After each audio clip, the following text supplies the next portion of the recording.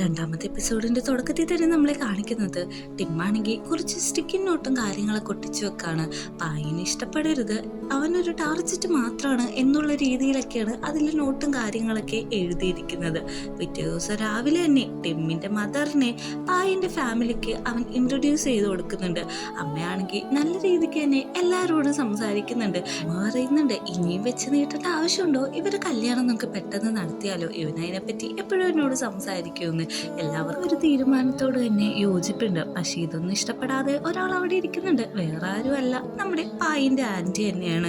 നമ്മുടെ ടിമ്മാണെങ്കിൽ അമ്മക്ക് ഫുഡും കാര്യങ്ങളൊക്കെ എടുത്തു കൊടുക്കുന്നുണ്ട്. ഇത് ആന്റി നോട്ട് ചെയ്യുന്നുണ്ട്. ആന്റി ചോദിക്കുന്നുണ്ട്, ഇവന്റെ കസിൻ അനിയന് എടുത്തു കൊടുക്കുന്നില്ലേന്നു. അതിനെന്താ, അതൊന്നും എനിക്ക് കുഴപ്പമില്ല എന്ന് പറഞ്ഞിട്ട് കസിൻ അനിയനും ഫുഡും കാര്യങ്ങളൊക്കെ എടുത്തു കൊടുക്കുന്നുണ്ട്. നമ്മുടെ പായി ആണെങ്കിൽ ഗ്രാൻഡ് പക്ക് ഫുഡും കാര്യങ്ങളൊക്കെ എടുത്തു കൊടുക്കുന്നുണ്ട്. പക്ഷെ എനിക്ക് തന്നത് കുറച്ച് കൂടുതലാന്ന് പറഞ്ഞിട്ട് അത് പായ്ക്ക് എന്നെ തിരിച്ചു കൊടുക്കുകയാണ്. പായ് പിന്നെ ടിമ്മിന് ഫുഡും കാര്യങ്ങളൊക്കെ എടുത്തു കൊടുക്കുന്നുണ്ട്. അവരങ്ങനെ ഹാപ്പി ആയിട്ട് അവിടെ ഇരിക്കുകയാണ്. ആന്റിക്ക് ഇതൊക്കെ കണ്ടിട്ട് നല്ല രീതിക്ക് ദേഷ്യം വരുന്നുണ്ട്. അവിടെ നമ്മ തിരിച്ചിറങ്ങുന്നുണ്ട്. നമ്മുടെ പായ് ഡ്രോപ്പ് ചെയ്യാൻ വരുന്നുണ്ട്. എനിക്കിന്ന് ബിസിനസ് മീറ്റിംഗ് ഉണ്ട്, അല്ലെങ്കിൽ അമ്മേനെ കൊണ്ടുപോക്കാൻ എയർപോർട്ട് വരെ ഞാൻ വന്നേനെന്ന് പറയുമ്പോഴേക്കും അതൊന്നും കുഴപ്പമില്ല, ഇവരുണ്ടല്ലോ, ഞങ്ങൾ പൊക്കോളാം, ഞാൻ നിന്നെ ഒത്തിരി മിസ് ചെയ്യുമെന്ന് പറഞ്ഞിട്ട് പായ്ക്ക് ഒരു ഹഗ്ഗൊക്കെ കൊടുത്തിട്ടാണ് അമ്മ അവിടുന്ന് പോകുന്നത്. ചെല്ല്, അമ്മയോടൊപ്പം പോയിട്ട് വന്ന് നമ്മുടെ ടിമ്മിനോടും പറയുന്നുണ്ട്. അങ്ങനെ ഇത്രയും നേരം നമ്മുടെ ടിമ്മിന്റെ അമ്മയെന്ന് കണ്ട ആള് ശരിക്കും ഒരു വാടക ആക്ടറായിരിക്കും. പൈസ കൊടുത്തിട്ട് അമ്മയായിട്ട് അഭിനയിക്കുന്ന വ്യക്തിയാണ്. നന്നായിട്ട് പെർഫോം ചെയ്തു എന്നൊക്കെ നമ്മുടെ ടിമ്മും പറയുന്നുണ്ട്. പറഞ്ഞ ക്യാഷ് എനിക്കിങ്ങ് തന്നാ മതി എന്ന് പറഞ്ഞിട്ട് അവരടിയിൽ ചെയ്ത ക്യാഷ് വരെയും അവള് ചോദിച്ചു വാങ്ങുന്നുണ്ട്. ഇത്രയും നേരം കണ്ട അമ്മയും തരികിടിയായിരുന്നു നമ്മുടെ ടിമ്മു മാത്രമല്ല. ഈവനിങ് ആവുമ്പോഴേക്കും ഗ്രാൻഡ് പേ ആണെങ്കിൽ പായിനോട് സംസാരിക്കുന്നുണ്ട്. നീ നോർത്തിന്റെ കാര്യങ്ങളൊക്കെ ശ്രദ്ധിക്കാറുണ്ടോ, അവന്റെ ബിസിനസ് ഒക്കെ ഭയങ്കര ലോസിലാണ് ഇപ്പൊ പോയിക്കൊണ്ടിരിക്കുന്നത്. അവൻ നിന്റെ അനിയനാണ്, അത് മറക്കരുത്. അവന്റെ കാര്യത്തിലെല്ലാം ഒരു ശ്രദ്ധ വേണമെന്ന്. ശരി, ഞാനെല്ലാം ശ്രദ്ധിച്ചോളാം, ഇനി നന്നായിട്ട് നോക്കിക്കോളാം എന്നൊക്കെ നമ്മുടെ പായു ഉറപ്പ് കൊടുക്കുന്നുണ്ട്. അവനാണെങ്കിൽ പെട്ടെന്ന് തന്നെ ടിമ്മിനെ വിളിക്കാണ്. നീ എവിടെയാന്ന് നോക്കുമ്പോഴേക്കും ഞാൻ എയർപോർട്ടിലാണ്, അമ്മേനാക്കാൻ വന്നേക്കാന്നാണ് പറയുന്നത്. ശരി, അന്ന് ആദ്യമായിട്ട് വരാൻ പറയുന്നുണ്ട്. എയർപോർട്ടാന്ന് പറഞ്ഞ് ടിമ്മ് നിൽക്കുന്നത് വേറെ എവിടെയല്ല, ബസ് സ്റ്റോപ്പിൽ തന്നെയായിരിക്കും. അവന്റെ കൂടെ അവന്റെ ഒരു ഫ്രണ്ടും ഉണ്ടായിരിക്കും. ഫ്രണ്ട് പറയുന്നുണ്ട്, നീ വായെടുത്താ കള്ളത്തരം മാത്രമേ പറയുള്ളൂ എന്ന്. അതവന് മനസ്സിലാവുന്നില്ലല്ലോടാ. അത് മാത്രല്ല, നാളെ ആ പെണ്ണിനെ മീറ്റ് ചെയ്യാൻ പോകുന്നില്ലേ എന്ന് നോക്കുമ്പോഴേക്കും നാളെ പോകണമെന്ന് പറയുന്നുണ്ട്. അങ്ങനെ ഫ്രണ്ടിനോട് ബൈ പറഞ്ഞിട്ട് അവൻ പിറ്റേ ദിവസം രാവിലെ തന്നെ ഒരു ഗേളിനെ മീറ്റ് ചെയ്യാൻ പോവാണ്. അവൻ അങ്ങോട്ട് വരുമ്പോൾ തന്നെ അവിടെ ഉള്ള സ്റ്റാഫ് പറയുന്നുണ്ട്, സെയിം സീറ്റ് തന്നെയല്ലേ സാറിന്. അപ്പോഴേക്കും നമുക്ക് മനസ്സിലാവും ഈ പരിപാടി ഇന്നും ഇന്നലെയൊന്നും തുടങ്ങിയതല്ല, കുറെ നാളായിട്ടുള്ളതാണ്. ശരിക്കും അവിടെയുള്ള പെട്ടെന്ന് വെച്ചിട്ടുണ്ടെങ്കിൽ കുറച്ച് ഏജ്ഡ് ആയിട്ടുള്ളതായിരിക്കും. അതായത് ടിമ്മിനെക്കാട്ടും ഏജ്ഡ് ആയിട്ടുള്ളതായിരിക്കും. ഈ ഷുഗർ മമ്മി എന്നൊക്കെ പറയില്ലേ, ആ ടൈപ്പാണ്. അതേപോലെ തന്നെയാണ് അവള് പെരുമാറുന്നത്, നമ്മുടെ ടിമ്മ് സംസാരിക്കുന്നത്. നമുക്ക് നിന്ന് പുതിയതായിട്ട് എന്തെങ്കിലും ടേസ്റ്റ് ചെയ്താലോ എന്ന് വെക്കുമ്പോൾ എനിക്ക് നിന്നെ ടേസ്റ്റ് ചെയ്യാൻ താല്പര്യമുണ്ടെന്നും പറയുന്നുണ്ട്. അങ്ങനെ അവര് ഭയങ്കര ക്യൂട്ടായിട്ട് അവിടെ നിന്ന് സംസാരിച്ചിട്ട് സീൻ കട്ടാക്കുന്നുണ്ട്. ഇവിടെ നമ്മുടെ ഓഫീസിലാണെങ്കിൽ ഭയങ്കര ടെൻഷനിലാണ്. അതായത് നോർത്തിന്റെ ബിസിനസ്സും കാര്യങ്ങളൊക്കെ അവൻ എടുത്ത് നോക്കുന്നുണ്ട്. എല്ലാം ലോസ് ആയി പൊക്കൊണ്ടിരിക്കാണ്. അതുകൊണ്ട് തന്നെ അവനെ വിളിക്കുന്നുണ്ട്, ഫോൺ കിട്ടുന്നില്ല. അതുകൊണ്ട് തന്നെ ഞാനതിനോട് വേഗം തന്നെ നോർത്തിനെ വിളിച്ചോണ്ട് വരാൻ പറയുന്നുണ്ട്. നോർത്ത് വന്നിട്ട് തലകുനിച്ച് ഒന്നും മിണ്ടാതിരിക്കാണ്. നിന്റെ ബിസിനസ് എല്ലാം ഭയങ്കര ഫ്ലോപ്പിലാണല്ലോ പോകുന്നതെന്നൊക്കെ ചോദിക്കുമ്പോഴേക്കും, ഓ നീ ആ കാര്യം അറിഞ്ഞോ എന്ന് ചോദിക്കുന്നുണ്ട്. പെട്ടെന്ന് അങ്ങോട്ട് നമ്മുടെ ടിമ്മ് വരുന്നുണ്ട്. ഞാൻ പുറത്തേക്കണമെന്ന് ചോദിക്കുമ്പോഴേക്കും വേണ്ട, നീ ഇവിടെ നിന്നോളാൻ പറയുന്നുണ്ട്. ഞാനായിട്ട് എൻ്റെ ബിസിനസ് പോയ കാര്യം പറയണതിനെക്കാട്ടും നല്ലത് ഞാനെ പറഞ്ഞറിയുന്നതായിരിക്കും. പക്ഷെ ഞാൻ നിനക്ക് ഹാപ്പി ആവാൻ വേണ്ടി ഒരു കാര്യം പറയാന്ന് പറഞ്ഞിട്ട് മാരേജ് സർട്ടിഫിക്കറ്റ് എടുത്ത് കാണിക്കാണ്. ഞാൻ എന്ന് പറഞ്ഞ ഒരാളെ കല്യാണം കഴിച്ചു എന്ന് പറയുന്നുണ്ട്. ഇത് കാണുന്ന പായും നമ്മുടെ ഞാനയും ടിമ്മും എല്ലാവരും ഞെട്ടുന്നുണ്ട്. പായ്ക്കാണെങ്കിൽ ഇതൊന്നും വിശ്വസിക്കാൻ പോലും പറ്റുന്നില്ല. അവരാ മാരേജ് സർട്ടിഫിക്കറ്റ് നല്ല രീതിക്ക് തന്നെ വായിച്ചു നോക്കുന്നുണ്ട്. ഇതൊക്കെ സത്യമാണോ എന്നുള്ള രീതിയിലാണ് പായ് നിൽക്കുന്നത്. നോർത്തിന്റെ ഈ സമയത്തുള്ള ഒരു ഫേഷ്യൽ എക്സ്പ്രഷൻ അത് കാണണം, ഭയങ്കര ക്യൂട്ടായിട്ടുണ്ട്. അവന്മാര് ഇത് എന്തെന്നുള്ള രീതിയിൽ നമ്മുടെ നോർത്തിനെ നോക്കുന്നുണ്ട്. പെട്ടെന്ന് തന്നെ സീൻ കട്ടാക്കിയിട്ട് നമ്മളെ യുവിന്റെ വീടാണ് കാണിക്കുന്നത്. അവിടെയാണെങ്കിൽ നമ്മുടെ യു അവന് കിട്ടിയ ക്യാഷും കാര്യങ്ങളെല്ലാം വീട്ടിന്റെ പല പല സൈഡിലായിട്ട് ഒളിപ്പിച്ചു വെക്കാണ്. കാരണം ആരെങ്കിലും ഇവന്റെ വീട് സെർച്ച് ചെയ്താൽ പെട്ടെന്ന് കിട്ടാത്ത രീതിയിലുള്ള സ്പേസിലൊക്കെയാണ് അവൻ കൊണ്ടുപോയിട്ട് ഈ ക്യാഷും കാര്യങ്ങളൊക്കെ വെക്കുന്നത്. അങ്ങനെ ഭയങ്കര ഹാപ്പി ആയിട്ട് കിടക്കും കിടക്കുന്ന സമയത്താണ് യുവിൻ്റെ ഫോണിലേക്ക് നമ്മുടെ നോർത്ത് വിളിക്കുന്നത്. പെട്ടെന്നൊന്ന് ഇങ്ങോട്ട് വന്നം, എൻ്റെ ഫാമിലിയിലുള്ളവർക്ക് നിന്നൊന്ന് കാണണമെന്നുണ്ടെന്ന് പറയുന്നുണ്ട്. ഇത് കേട്ട യു ആണെങ്കിൽ ശരിക്കും ഒന്ന് പേടിച്ചു പോകാണ്. ഇനി നമ്മളെ കാണിക്കുന്നത് യുവും നോർത്തും കൂടെ ഒരുമിച്ചിരിക്കുകയാണ്. ഇവർ രണ്ടുപേരെയും കൂടി പായി ഭയങ്കരമായിട്ട് ക്വസ്റ്റ്യൻ ചെയ്യുന്നുണ്ട്. നീ ആരെയാണ് കല്യാണം കഴിച്ചേക്കണേന്ന് അറിയോ? ഇവൻ്റെ ഫുൾ നെയിം അറിയോ? പോട്ടെ, ഇവനെവിടെ താമസിക്കണമെങ്കിലും അറിയോ എന്ന് ചോദിക്കുന്നുണ്ട്. ഇതെല്ലാം കേൾക്കുന്ന നമ്മുടെ നോർത്ത് ഇന്ത്യൻ ദേഷ്യം വരാണ്. കാരണം ഇവൻ ഇതൊന്നും അറിയാൻ പാടില്ലാതെയാണ് നമ്മുടെ യുവിനെ കല്യാണം കഴിച്ചേക്കുന്നത്. അങ്ങനെ രണ്ടുപേരും കൂടി അങ്ങോട്ടും ഇങ്ങോട്ടും ചെറിയ ഫൈറ്റ് ആവുന്നുണ്ട്. നിങ്ങൾ പറഞ്ഞത് ശരിയാണ്, ഞങ്ങൾക്ക് രണ്ടുപേർക്കും പരസ്പരം അങ്ങോട്ടും ഇങ്ങോട്ടും അറിയില്ല, പക്ഷെ എനിക്കെന്നെ ഭയങ്കര ഇഷ്ടമെന്ന് നമ്മുടെ യു പറയാണ്. വേറെ അങ്ങോട്ടും പോകാനായിട്ട് എനിക്ക് താല്പര്യമില്ല, എൻ്റെ വീട്ടുകാരറിഞ്ഞ ഭയങ്കര സീനാക്കും, അതുകൊണ്ട് തന്നെ നിങ്ങൾ ഡിവോഴ്സ് ചെയ്യണമെന്നാണ് നമ്മുടെ പായു അറിയുന്നത്. പായി, നീ എന്തൊക്കെ പറയുന്നതെന്ന് നിനക്ക് വല്ല ബോധമുണ്ടോന്ന് നമ്മുടെ ടിമ്മ് ചോദിക്കുന്നുണ്ട്. എനിക്കൊന്നും അറിയണ്ട, ഇത് ഡിവോഴ്സ് ആക്കണമെന്ന് തന്നെയാണ് പായു പറഞ്ഞുകൊണ്ടിരിക്കുന്നത്. പുറത്തേക്ക് ഇറങ്ങിയിട്ട് നമ്മുടെ നോർത്തിൻ്റെ അടുത്ത് യു പറയാണ്, എനിക്കൊന്ന് വാഷ്റൂം വരെയും പോകണം, നീ ഇവിടെ നിൽക്ക്, പോയിട്ട് വരാമെന്ന്. പോകാൻ വേണ്ടി തിരിയുന്ന സമയത്ത് നേരെ തന്നെ ടിമ്മിനെ വന്ന് ഇടിക്കുന്നുണ്ട്. ശരിക്കും സോറി കേട്ടോ, ഞാൻ അറിയാതെ വന്ന് ഇടിച്ചതാണ്, എന്നോട് ദേഷ്യമൊന്നുമില്ലല്ലോ എന്ന് വയ്ക്കുന്നുണ്ട്. കുഴപ്പമൊന്നുമില്ല എന്ന് പറഞ്ഞിട്ട് യുയും അടന്നു പോകുന്നുണ്ട്. വാഷ്റൂമൊക്കെ യൂസ് ചെയ്ത് കഴിഞ്ഞ് ഹാൻഡ്സ് എല്ലാം വാഷ് ചെയ്തുകൊണ്ടിരിക്കുന്ന സമയത്ത് അങ്ങോട്ടേക്ക് നമ്മുടെ ടിമ്മു വന്നിട്ട് അവൻ്റെ പേസ് ഇട്ട് കൊടുക്കുകയാണ്. ഇതവിടെ താഴെ വീണതാണ്, എനിക്ക് കിട്ടിയതാണെന്നും പറയുന്നുണ്ട്. പിന്നെ ഈ ID കാർഡ് ഇത് ഫേക്കാന്നറിയാം, ഇത് എത്രാമത്തെ ബാത്റൂം നമ്പറാന്ന് ചോദിക്കുന്നുണ്ട്. ഇവനൊരു ഫ്രോഡാന്നുള്ള കാര്യം ടിമ്മിന് നല്ല രീതിക്ക് തന്നെ മനസ്സിലായിട്ടുണ്ട്. എനിക്കും നല്ല രീതിക്ക് മനസ്സിലായിട്ടുണ്ട്. എൻ്റെ പേസ് അവിടെ താഴെ വീണതൊന്നുമല്ല, നീ എടുത്തതാന്ന് എനിക്ക് നന്നായിട്ട് അറിയാം. അതേപോലെ നീ എത്ര പേരുടെ പേസ് എടുത്തിട്ടുണ്ടാവും എന്നാണ് യു തിരിച്ചു ചോദിക്കുന്നത്. രണ്ടുപേരും ഫ്രോഡാന്ന് രണ്ടുപേർക്കും മനസ്സിലായിട്ടുണ്ട്. നമ്മുടെ യുവിൻ്റെ ആ ID കാർഡ് ഫോട്ടോ എടുത്തിട്ട് ടിമ്മാണെങ്കിൽ ആർക്കും അയച്ചു കൊടുത്തിട്ട് ഇവൻ്റെ ഫുൾ ഡീറ്റെയിൽസ് എടുക്കാൻ പറയുന്നുണ്ട്. പായാണെങ്കിൽ ഭയങ്കര ടെൻഷനിലാണ്. ഞാൻ എന്നോട് പറയുന്നുണ്ട് യുവിനെ പറ്റിയിട്ടുള്ള എല്ലാ ഡീറ്റെയിൽസും കാര്യങ്ങളൊക്കെ പെട്ടെന്ന് തന്നെ തപ്പിയെടുക്കണമെന്ന്. ഇതെല്ലാം പുറത്ത് നിന്നിട്ട് നമ്മുടെ ടിമ്മാണെങ്കിൽ കേൾക്കുന്നുണ്ട്.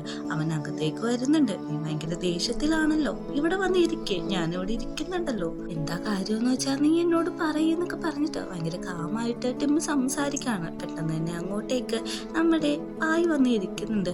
അതല്ല, അവനീ ചെയ്തതൊക്കെ നല്ലതാണോ എന്ന് എനിക്ക് മനസ്സിലാവില്ല എന്ന് പറയുമ്പോഴേക്കും നീ ടൈം എടുത്ത് ആലോചിക്കാനാണ് പറയുന്നത്.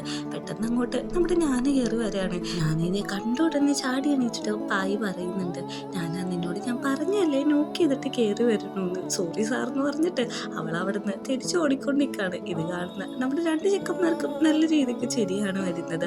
നമ്മുടെ നോർത്താണെങ്കിൽ യുവിനെയും കൊണ്ട് അവൻ്റെ വീട്ടിട്ട് വന്നേക്കാണ്. കാരണം ഇവർക്ക് രണ്ടുപേർക്കും പരസ്പരം അറിയില്ലല്ലോ, അതുകൊണ്ട് അടുത്ത് ഇടപഴകാൻ വേണ്ടിയാണ് കൊണ്ടുവന്നേക്കുന്നത്. എനിക്ക് ഇത്ര ലഗേജ് ഉള്ളോ എന്ന് നമ്മുടെ നോർത്ത് ചോദിക്കുന്നുണ്ട്. ഭയങ്കര ട്രാവൽ ഫ്രണ്ട്ലി ആണ്, അതുകൊണ്ട് കുറച്ച് സാധനങ്ങളെ എപ്പോഴും യൂസ് ചെയ്യാറുള്ളൂ എന്നാണ് പറയുന്നത്. ഞാൻ വീടൊക്കെ കാണിച്ചു തരാമെന്ന് പറഞ്ഞിട്ട് ഓരോന്നായിട്ട് കാണിച്ചു കൊടുക്കുന്നുണ്ട്. ബെഡ്റൂം കാണിച്ചു കൊടുക്കുന്നുണ്ട്. നീ ഏത് സൈഡാണ് ഉറങ്ങുന്നത് അത് ചൂസ് ചെയ്തോ, റൈറ്റോ ലെഫ്റ്റോ നിനക്ക് ഇഷ്ടമുള്ള സ്ഥലം എടുത്തോളാൻ പറയുന്നുണ്ട്. നീ എവിടെ ഉറങ്ങുന്നതെന്ന് ചോദിക്കുമ്പോൾ ഞാൻ മിഡിലാന്ന് പറയുന്നുണ്ട്. ഞാനും മിഡിലാണ് ശരിക്കും കിടന്നുറങ്ങുന്നത്. അപ്പോൾ നമ്മൾ എങ്ങനെ കിടന്നുറങ്ങുമെന്ന് അറിയുമ്പോഴേക്ക് നമുക്ക് ഇങ്ങനെ ഒരുമിച്ച് ഇറങ്ങാന്ന് പറഞ്ഞ് നമ്മുടെ നോർത്തിനെയും കൊണ്ട് ബെഡിട്ട് വീടുന്നുണ്ട്. നമ്മുടെ നോർത്ത് പറയുന്നുണ്ട്, ഇന്ന് ശരിക്കും പായ് ചോദിച്ചതിനൊക്കെ ഒരു ആൻസർ എനിക്ക് പറയാൻ പറ്റിയില്ല, നമുക്ക് രണ്ടുപേർക്കും കൂടി കൂടുതൽ അടുത്തറിയണമെന്ന്, അതിന് ഡേറ്റിംഗ് ഒക്കെ നമുക്ക് യൂസ് ചെയ്യാമെന്ന് നമ്മുടെ യുയും സംസാരിക്കുന്നുണ്ട്. അത് പതിയെ ഒരു റൊമാൻറ്റിക് സീനായിട്ട് പോകാൻ നിൽക്കുമ്പോഴാണ് നമ്മുടെ നോർത്ത് ചാടി എണീറ്റിട്ട് പറയുന്നത്, അത് നല്ലൊരു ഐഡിയ ആണ്, നാളെ തന്നെ നമുക്ക് ഡേറ്റിങ്ങിന് പോകാമെന്ന്. സമയവും കാലവും ബോധമില്ലാത്ത നമ്മുടെ ചെക്കനെ പറ്റി പിന്നെ പറഞ്ഞിട്ട് കാര്യമില്ലല്ലോ. അങ്ങനെ പിറ്റേ ദിവസം രാവിലെ നോർത്ത് റെഡിയായി നിൽക്കുന്നുണ്ട്. നമ്മുടെ യു ആണെങ്കിൽ ഒരു അടിപൊളി കാറൊക്കെ കൊണ്ടാണ് വന്നിരിക്കുന്നത്. പുറകിൽ ബൊക്കറ്റ് പോലെ എന്തോ പിടിച്ചോണ്ട് വരുന്നുണ്ട്. അതെന്താന്ന് ചോദിക്കുമ്പോഴേക്കും പെട്ടെന്ന് എടുത്ത് കൊടുക്കുന്നുണ്ട്. അത് ബൊക്കറ്റൊന്നല്ല, ബാഡ്മിൻ്റൺ കളിക്കുന്ന ബാറ്റാണ്. നമ്മളിന്ന് ഇതിനാണോ പോകുന്നതെന്ന് ചോദിക്കുന്നുണ്ട്. എത്ര നേരമാണ് നമ്മുടെ ഡേറ്റിംഗ് എന്ന് ചോദിക്കുമ്പോൾ 1 hour എന്നും പറയുന്നുണ്ട്. അത് മാത്രമല്ല സീറ്റ് ബെൽറ്റ് കാര്യങ്ങളൊക്കെ ഇട്ട് കൊടുക്കുന്നുണ്ട്. യു ആണെങ്കിൽ വന്ന് ചെറുതായിട്ട് ഒരു കെയറിങ് ഏട്ടായിട്ട് മാറുന്നുണ്ടോയെന്ന് എനിക്ക് നല്ല രീതിക്ക് സംശയമുണ്ട് കേട്ടോ. അങ്ങനെ രണ്ടുപേരും കൂടി ബാഡ്മിൻ്റനൊക്കെ നന്നായിട്ട് കളിക്കുന്നുണ്ട്. ക്ഷീണിച്ച് തളർന്ന് കിടക്കുന്ന നമ്മുടെ നോർത്തിൻ്റെ അടുത്ത് യു എന്ന് ഇരിക്കുന്നുണ്ട്. അല്ല, ഞാനൊരു കാര്യം പറയട്ടെ, നാളെ നമുക്ക് നിന്റെ ഫാമിലി മെമ്പറെ കണ്ടാലോ എന്ന് ചോദിക്കുന്നുണ്ട്. ഇത് കേൾക്കുമ്പോഴേക്കും യു ആണെങ്കിൽ ഒന്ന് ടെൻഷൻ ആവുന്നുണ്ട്. എൻ്റെ നീ കണ്ടില്ലേ, അപ്പം നിന്റെ എനിക്ക് അറിയണ്ടേന്ന് ചോദിക്കുന്നുണ്ട്. നമ്മുടെ യു ആണെങ്കിൽ നേരെ പോകുന്നത് ഒരു ആക്ട്രസിൻ്റെ അടുത്താണ്. വേറെ ആരും അല്ല, നമ്മുടെ ടിമ്മിന്റെ അമ്മയായിട്ട് അഭിനയിച്ച അതേ നടിയുടെ അടുത്തായിട്ട് പോയിട്ട് അമ്മയായിട്ട് അഭിനയിക്കാൻ പറയുന്നത്. എനിക്ക് ശരിക്കും നിന്റെ അമ്മേനെ ഇഷ്ടമല്ല, അതുകൊണ്ട് ഞാൻ ചെയ്യില്ല എന്ന് പറയുന്നുണ്ട്. പക്ഷെ സമ്മതിക്കുന്നുണ്ട്. യൂയും ഈ ആന്റി തമ്മിൽ നേരത്തെ പരിച്ചിട്ടുണ്ട്. അങ്ങനെ പിറ്റേ ദിവസം രാവിലെ നോർത്തിനെയും കൊണ്ട് നമ്മുടെ യു ആണെങ്കിൽ ഒരു റെന്റഡ് ഹൗസിൽ വന്നിട്ടുണ്ട്. അവിടെ നമ്മുടെ യുവിന്റെ പണ്ടത്തെ ഫോട്ടോസും കാര്യങ്ങളൊക്കെ വെച്ചിട്ടുണ്ട്. ഈ പാവ നിനക്ക് ഭയങ്കര ഇഷ്ടമാണോ എന്ന് ചോദിക്കുമ്പോഴേക്കും എനിക്ക് ഇഷ്ടമാണ്, ഇത് കയ്യിലുണ്ടോ എന്ന് ചോദിക്കുമ്പോഴേക്കും ഇല്ല അതൊക്കെ പോയി എന്നാണ് നമ്മുടെ യുയും പറയുന്നത്. അങ്ങനെ ഇവന്റെ കുഞ്ഞിലത്തെ ഫോട്ടോസും കാര്യങ്ങളെല്ലാം ആന്റി കാണിച്ചു കൊടുക്കുന്നുണ്ട്. പെട്ടെന്ന് തന്നെ കോളിംഗ് ബെൽ അടിക്കുമ്പോഴേക്കും അത് ഞാൻ കുറച്ച് സ്നാക്സ് ഒക്കെ ഓർഡർ ചെയ്തായിരുന്നു, ഞാൻ പോയി മേടിച്ചോളാന്ന് പറഞ്ഞ് നോർത്ത് പുറത്തേക്ക് പോകുന്നുണ്ട്. പക്ഷെ നോർത്തിന്റെ ഒപ്പം ഒരു കേള് കയറി വരാണ്. ഇതാരാന്ന് ചോദിക്കുമ്പോഴേക്കും നമ്മുടെ യു എടുത്തു പറയാണ് ഇതെന്റെ ആന്റി ആണെന്ന്. ആന്റി ആണോ എന്ന് വെച്ചിട്ട് നമ്മുടെ നോർത്ത് ഭയങ്കരമായിട്ട് ബഹുമാനിക്കുന്നുണ്ട്. ശരിക്കും ഈ ആന്റി എന്ന് പറയുന്നത് അത് അവന്റെ അമ്മ തന്നെയായിരിക്കും. അമ്മയും തന്നെ ഇപ്പൊ ഇങ്ങോട്ട് വന്നേക്കുന്നതെന്ന് ചോദിക്കുമ്പോഴേക്കും ഞാൻ നിന്നെ കാണാൻ വേണ്ടിയിട്ട് വന്നാന്ന് പറയുന്നുണ്ട്. അതുമല്ല നീ ഇങ്ങനെ കല്യാണമൊക്കെ കഴിക്കാൻ പോണേല്ലേ എന്ന് പറയുന്നുണ്ട്. അമ്മ ഇങ്ങനെ നടക്കണ്ട, നമുക്ക് താമസിക്കാൻ ഞാൻ വീട് തരാമെന്നും യു പറയുന്നുണ്ട്. അടുത്ത സീനില് പായിന്റെ ഓഫീസാണ് കാണിക്കുന്നത്. ആന്റി ആണെങ്കിൽ കുറച്ചു നേരം ടൈം നോക്കിയിട്ട് പറയുന്നുണ്ട് ഇനി നമുക്ക് തുടങ്ങിയാലോ എന്ന്. കാര്യം വേറൊന്നുമില്ല, ഒരു ജോത്സ്യനെ കൊണ്ടുവന്നിട്ടുണ്ട്, അവരെ കൈ നോക്കാൻ വേണ്ടിയിട്ടാണ്. പായിന്റെ കൈ നോക്കിയിട്ട് പറയുന്നുണ്ട് നിന്റെ അടുത്ത് ഒരു ശത്രു എപ്പോഴും ഉണ്ട് എന്ന്. പെട്ടെന്ന് തന്നെ നമ്മുടെ ടിമ്മിനോട് പറയാണ് ആ യുവിനെ പറ്റി ആയിരിക്കും ജോത്സ്യൻ പറയുന്നതെന്ന്. ടിമ്മിന്റെ കൈ നോക്കിയിട്ട് പറയാണ് നിങ്ങൾ തമ്മിൽ ഭയങ്കര മാച്ചാണ്, 7 ജന്മത്തിലും നിങ്ങൾ തന്നെ ആയിരിക്കും കപ്പിൾസ് ആയിട്ട് കിട്ടുക എന്ന്. ഇവരുടെ ജാതകം വെച്ചിട്ട് കല്യാണ ഡേറ്റ് കിട്ടുന്നത് ഒരു 4 മാസം കൂടി കഴിഞ്ഞിട്ടാണ്. ആന്റീനോടും ആ കാര്യമൊക്കെ പറയുന്നുണ്ട്. ആന്റിക്കും ഭയങ്കര സന്തോഷമാവുന്നുണ്ട്. ആന്റി പറയുന്നുണ്ട് കൃത്യമായിട്ടുള്ള ഡേറ്റ് എടുക്കാനായിട്ട്. കൃത്യമായിട്ടുള്ള ഡേറ്റ് വരുമ്പോൾ ഈ വർഷം പകുതിയാവും എന്ന് പറയുന്നുണ്ട്. ഇത് കേൾക്കുന്ന നമ്മുടെ പായി ആണെങ്കിൽ ഞാനോട് ചോദിക്കുന്നുണ്ട് ആ സമയത്ത് എനിക്ക് ഫ്രീ ടൈം ഉണ്ടോന്ന്. ഈ ന്യൂ ഇയറും കാര്യങ്ങളൊക്കെ വരാൻ പോകുന്നതുകൊണ്ട് തന്നെ ഫ്രീ ഉണ്ടാവില്ല എന്നാണ് ഞാനും അറിയുന്നത്. ഇത് കേൾക്കുന്ന നമ്മുടെ ടിമ്മ പറയാണ് അങ്ങനെയാണെങ്കിൽ നമുക്ക് ഈ മാസം കല്യാണം കഴിച്ചാലോ ഒന്ന്. പക്ഷെ ഇത് കേൾക്കുന്ന ആന്റി സമ്മതിക്കുന്നില്ല. അതിന്റെ ആവശ്യമൊന്നുമില്ല, ജോത്സ്യം പറയുന്ന സമയത്ത് തന്നെ മതിയെന്ന്. പക്ഷെ പായി ആണെങ്കിൽ ടിമ്മു പറയുന്ന ആ സമയം മതി എന്നാണ് പറയുന്നത്. ഇത് കേൾക്കുന്ന ആന്റിക്ക് ദേഷ്യം വന്നിട്ട് അവിടെ നിന്ന് എണീറ്റ് പോകുന്നുണ്ട്.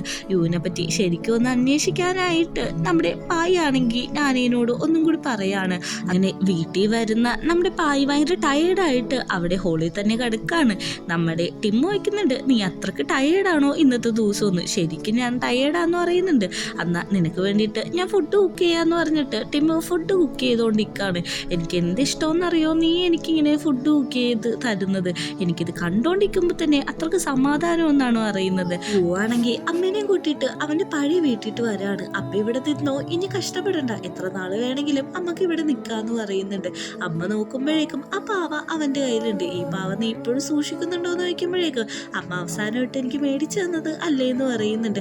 അങ്ങനെ അവിടെ നിന്ന് സംസാരിച്ച് കഴിഞ്ഞ് യു കുളിക്കാൻ കയറുന്നുണ്ട്. പുറത്തെന്തൊക്കെ ഒരു ഒച്ച കേൾക്കുന്നുണ്ടെങ്കിലും അവൻ മൈൻഡ് ആക്കുന്നില്ല. കുളി കഴിഞ്ഞ് പുറത്തേക്ക് വരുമ്പോൾ വീട് ഫുള്ള് സെർച്ച് ചെയ്ത രീതിയിലാണ് കിടക്കുന്നത്. അമ്മേനെ അവിടെ എങ്ങും കാണുന്നില്ല, വെച്ചെടുത്ത് ക്യാഷും കാണുന്നില്ല. നമ്മുടെ യുവിന്റെ അമ്മ അവനെ കാട്ടും തരികിടയാണ്. നല്ല രീതിക്ക് ദേഷ്യം വരുന്നുണ്ട്. അങ്ങനെ അവനാണെങ്കിൽ ആന്റീനെ കാണാൻ വേണ്ടിട്ട് പോകുന്നുണ്ട്. അമ്മീ ചെയ്ത കാര്യമൊക്കെ പറയുന്നുണ്ട്. അവളെ എനിക്ക് പണ്ടേ ഇഷ്ടമല്ല, പിന്നെ നീ അവളെ വിശ്വസിക്കേണ്ട ആവശ്യമൊന്നും ഉണ്ടായിരുന്നില്ല. നിന്നോട് ഞാനൊരു കാര്യം പറയാം, നീ ഇപ്പോൾ ഇങ്ങനെ ഒരു ഫ്രോഡ് തരം ചെയ്യുന്നോണ്ട് തന്നെ നിന്റെ ആ ടാർജറ്റിനെ നീ ലവ് ചെയ്യരുത്.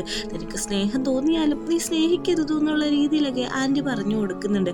തിരിച്ച് വീട്ടിൽ ചെല്ലുമ്പോൾ നമ്മുടെ നോർത്താണെങ്കിൽ ഒരു ഗിഫ്റ്റ് ബോക്സ് ഒളിപ്പിച്ചുകൊണ്ടിരിക്കുകയാണ്.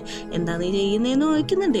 ഒന്നുമില്ലാന്ന് ആദ്യം പറയുന്നുണ്ടെങ്കിലും ആ ബോക്സ് കൊടുക്കുന്നുണ്ട്. ഇത് ഞാൻ നിനക്ക് വേണ്ടി മേടിച്ചാന്ന് പറയുമ്പോഴേക്കും തുറന്നു നോക്കുമ്പോൾ അവന്റെ അമ്മ അവന് മേടിച്ചു കൊടുത്ത അതേ പാവയുടെ ഫസ്റ്റ് കോപ്പി എഡിഷൻ തന്നെയായിരിക്കും. ഇത് ഞാൻ നിനക്ക് മേടിച്ചെന്നത് വേറൊന്നും കൊണ്ടല്ല, നിന്റെ വീട്ടുകാർ എന്ന് നൈസായിട്ടാണ് എന്നോട് ബിഹേവ് ചെയ്തത്, പക്ഷെ എൻ്റെ വീട്ടുകാർ അങ്ങനെ ആയിരുന്നില്ലല്ലോ എന്നാണ് പറയുന്നത്. ഇത് കേൾക്കുന്ന നമ്മുടെ യുവക്ക് ഒത്തിരി സങ്കടമാവുന്നുണ്ട്. അവൻ ശരിക്കും ആത്മാർത്ഥമായിട്ട് നോർത്തിനെ ഹഗ് ചെയ്യുന്നുണ്ട്. പിറ്റേ ദിവസം രാവിലെ തന്നെ ടിമ്മാണെങ്കിൽ അവൻ്റെ ഫ്രണ്ടിനെയും കൂട്ടി വന്നേക്കുന്നത് ആ റെന്റഡ് ഹൗസിലാണ്. കാരണം ഇതേപോലത്തെ ഫ്രോഡ് പരിപാടിയൊക്കെ നടത്തുന്ന വീടാണിത്. അവിടെ വന്ന് സെർച്ച് ചെയ്യുന്നുണ്ട്. സ്റ്റാഫ് റൂമിൽ നമ്മുടെ യുവിൻ്റെ പേരെഴുതിയ ഒരു ട്രോഫി കിട്ടുന്നുണ്ട്. അത് അവൻ ഫോട്ടോ എടുക്കുന്നുണ്ട്.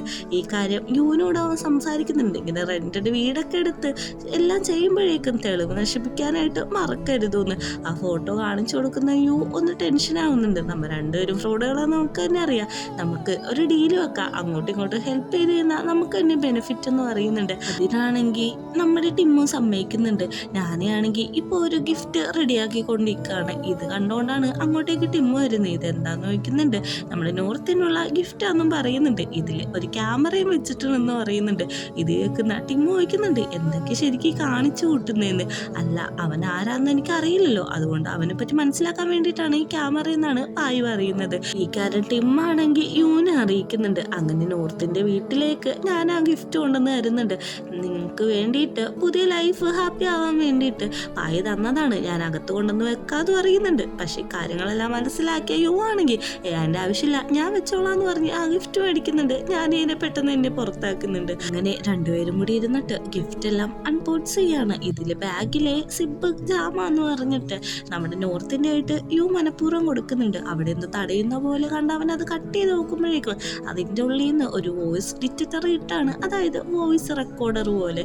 ഇത് അവൻ ആദ്യം ഒന്നും മനസ്സിലാവുന്നില്ല, പക്ഷെ ആ പാവയായിട്ട് നോക്കുമ്പോൾ അത് ക്യാമറയാന്ന് അവന് നല്ല രീതിക്ക് മനസ്സിലാവുന്നുണ്ട്. ആ ബാഗ് ഗിഫ്റ്റൊക്കെ എടുത്തിട്ട് നേരെ പായിൻ്റെ വീട്ടിട്ടാണ് പോകുന്നത്. പായിൻ്റെ അടുത്ത് ചെന്നിട്ട് ആ ഗിഫ്റ്റും അതെല്ലാം വലിച്ചെറിയുന്നുണ്ട്. നീ എന്തായിട്ട് പറ്റി വിചാരിച്ചത്? ഞാനെന്താ അത്രക്ക് വന്ന ബുദ്ധിയാണോ? നീ എന്തിനാ അതിൽ ക്യാമറ വെച്ചെന്നൊക്കെ ചോദിക്കുന്നുണ്ട്. പെട്ടെന്ന് കേൾക്കുമ്പോഴേക്കും പായ് ഒന്ന് ഷോക്ക് ആവുന്നുണ്ട്. നീ എന്തൊക്കെ ചെയ്തത്? നീ ഇതൊക്കെ ചെയ്തത് ശരിയായില്ല, നീയാണ് എൻ്റെ ലൈഫിലെ ഏറ്റവും വലിയ ട്രബിൾ എന്നൊക്കെ നമ്മുടെ നോർത്ത് പറയുന്നുണ്ട്. ഇതെല്ലാം കേൾക്കുന്ന പായ്ക്ക് ഭയങ്കരമായിട്ട് സങ്കടമായിട്ട് ഒന്നും മിണ്ടാതെ അവിടെ തന്നെ ഇരിക്കുന്നുണ്ട്.